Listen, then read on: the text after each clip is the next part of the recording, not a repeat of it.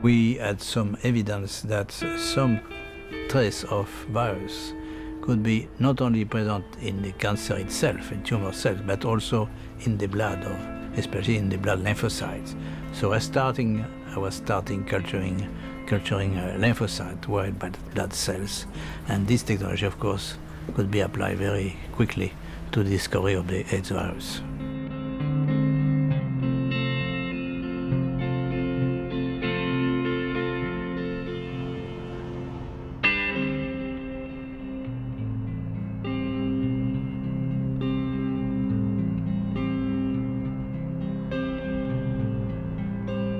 Professor Montagnier, at the beginning of your career, you were very much involved in oncology. There was any reason, any specific reason or persons that triggered your interest in this area? Well, probably when I was very young, I was moved by the death of my grandfather, which died of cancer, a long-lasting, very painful cancer.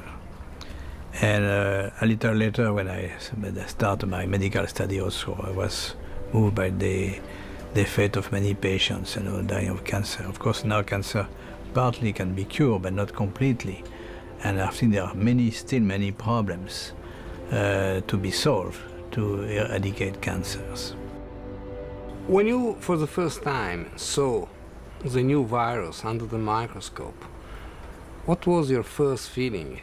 Was a feeling of excitement? Was a feeling of curiosity? We started looking at lymph nodes, swelling lymph nodes, which were an early sign of HIV or AIDS.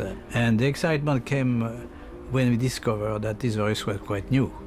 It was not related to the other already known human viruses, retroviruses. And of course, when we realized also that this virus was the best candidate to be the cause of AIDS, not a consequence. Of course, the excitement was much higher, and we were rushing, we were about 10 people, but rushing to find every argument to prove this virus was the cause of AIDS, and we succeeded. How would you describe research in medical field? For you, is knowledge, is curiosity, is excitement? Many reasons. One of passion, of course, you have to be passionate, finding something new. The second motivation, of course, in biology and medicine is that we can save the life of people. And this was particularly the case of AIDS, because we could see, patients dying, especially children dying of HIV infection. This was very moving.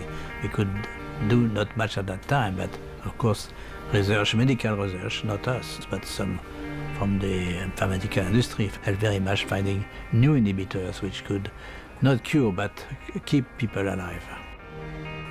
As you are aware, ESHRE has more than 5,500 members from 114 countries. What would be your message to these young researchers?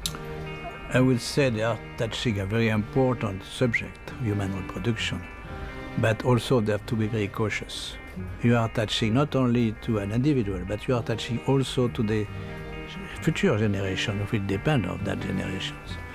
So we have to realize that our genome, human DNA, has acquired during billions of years, many important genes or sequences.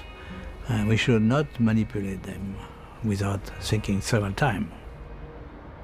You reached the highest level of knowledge in your field as a researcher, as a doctor. Why you are still working so hard? Well, it's like climbing on a mountain. You see from the top, you see another mountain, and so higher, and so on. So my work is not finished. If you take the example of AIDS, we cannot be happy with the AIDS situation in the world, especially in the South, especially in Africa. And our foundation is still trying to promote, in connection with UNESCO and some colleagues, to promote the research on AIDS, trying to find a vaccine, but also trying to find a cure. We have no cure for AIDS. So eradication of HIV infection is I would say not my only goal, but it's still a very important objective in my life. And I have been working also on chronic disease. I'm aging myself. I'm concerned by the disease chronic disease occurring when we are aging, especially the neurodegenerative disease like Alzheimer, Parkinson, multiple sclerosis. I think my main motivation is preventing disease now, even for myself.